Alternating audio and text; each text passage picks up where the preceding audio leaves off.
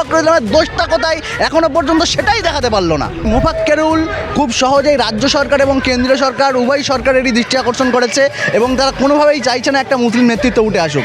সিপিএমের আমলে 35 বছর তারা যখন শাসন করেছিল তারা যেমন চায়নি কোনো মুসলিম নেতৃত্ব উঠে আসুক, ঠিক একইভাবে মমতা ব্যানার্জি এবং তৃণমূলও চাইছে না কোনো মুসলিম নেতৃত্ব মাথাচাড়া দিয়ে উঠুক। মোফাক্কেরুল ইসলাম যেখানে বক্তব্য দিয়েছেন সেখানে তার আগে সাবিনা ইয়াসমিন সেখানকার তৃণমূল প্রার্থী তিনিও বক্তব্য দিয়ে গেছেন। তাহলে মোফাক্কেরুল এর এগেনস্টে এত কেন সক্রিয় হলো রাজ্য সরকার এবং কেন্দ্রীয় সরকার?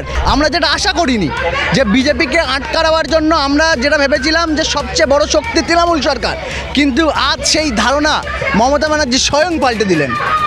প্রকাশ্যে এই যে জঙ্গি তকমা লাগিয়ে মিডিয়া যে প্রচারগুলো চালাচ্ছে, তাহলে এনআইএদের সঙ্গে তারা তাহলে কথা কেন বলছে না? মালদাতে যারা দেখতে পেয়েছি কালিয়াচক কাণ্ডে মুখ্যমন্ত্রী মমতা বন্দ্যোপাধ্যায় বলছেন আমার সিআইডি গ্রেফতার করেছেন মোফাক্কেরুল ইসলাম। এখনো পর্যন্ত রিপাবলিক বাংলা এবং রিপাবলিক বাংলার সমতুল্য মিডিয়াগুলো যে প্রোপাগান্ডা, যে ভাইব তৈরি করে আজ মোফাক্কেরুল ইসলামকে একটা ভিকটিম বানাচ্ছে, যেন নটোরিয়াস ক্রিমিনাল বানাচ্ছে, অথচ এখনও অবধি মোফাক্কেরুলের এগেনস্টে একটাও উস্কানিমূলক বক্তব্যের প্রমাণ সোশ্যাল মিডিয়ার মাধ্যমে বলুন চাই মিডিয়ার মাধ্যমে বলুন, সবটাই স্ক্রিপ্টেড বক্তব্য নিয়ে আজ তারা এই করছে। এবং আরও চাঞ্চল্যকর বিষয় হচ্ছে যে মিডিয়ার প্রোপাগান্ডাতে আজ হাইকোর্টের প্রধান বিচারপতি মোফাক্কেরুল ইসলামকে বার অ্যাসোসিয়েশন থেকে বরখাস্ত করেছে। এর থেকে লজ্জাজনক আর কী হতে পারে? এখনও অবধি কিন্তু উনি একটা আইনত একটা লাইসেন্সপ্রাপ্ত লয়ার, কিন্তু তার এগেনস্টে এইরকম পদক্ষেপ দেখে সত্যিই আমরা লজ্জা পাচ্ছি। কোনো আইনজীবী তার হয়ে লড়তে চাইছেন না, তিনি এমন কি করলেন যে গাড়ির উপর দাঁড়িয়ে তার অঙ্গভঙ্গি অনেকেই বলছেন খারাপ ছিল, যেটা নাকি অত্যন্ত দৃষ্টি পুরা ডার কা মহল, পুরো ভয়ের একটা পরিবেশ। এই যে অপরিকল্পিত এসআইআরের কারণে 150 জন মানুষের প্রাণ গেল, আমার দেশবাসীর প্রাণ গেল, আমার রাজ্যবাসীর প্রাণ গেল, আমার ভাইয়ের প্রাণ গেল, আমার মধ্যে ক্ষোভ তৈরি হবে, এটা স্বাভাবিক, এবং সেই ক্ষোভটা আমি প্রকাশ করব, এটা স্বাভাবিক। তাহলে আমার ক্ষোভ যখন আমি আমার বৈধ ক্ষোভ প্রকাশের জন্য রাস্তায় নামছি এবং কেন্দ্রীয় সরকারের বিরুদ্ধে যখন যাচ্ছি, মমতা ব্যানার্জি প্রকাশ্যে ঘোষণা করছেন তার রাজ্যে সিআইডি আমাদের বিরুদ্ধে পদক্ষেপ গ্রহণ করছেন।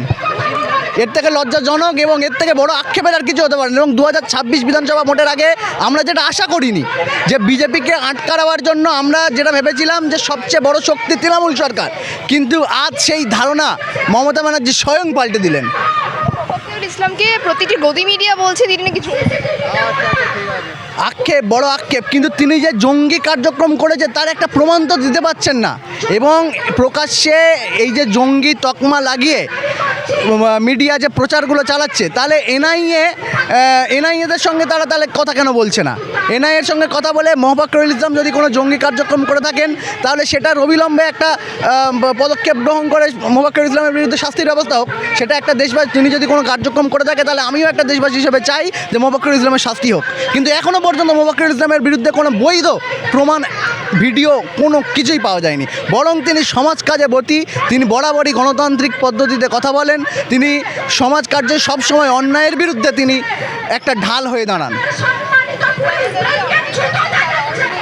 ভালো ছিল না এবং তার ফলে তো তার সেই নিয়ে অনেক সমস্যা দেখা যাচ্ছে। এবং টিএমসির লোকেরাই বলছেন যে জিজু দত্ত মন্তব্য করেছেন যে কে কত বড় হনু। সেটাই কখনো কেন্দ্রীয় সরকার চায় না, ঠিক সিপিএমের আমলে 35 বছর তারা যখন শাসন করেছিল তারা যেমন চায়নি কোনো মুসলিম নেতৃত্ব উঠে আসুক, ঠিক একইভাবে মমতা ব্যানার্জি এবং তৃণমূলও চাইছে না কোনো মুসলিম নেতৃত্ব মাথাচাড়া দিয়ে উঠুক।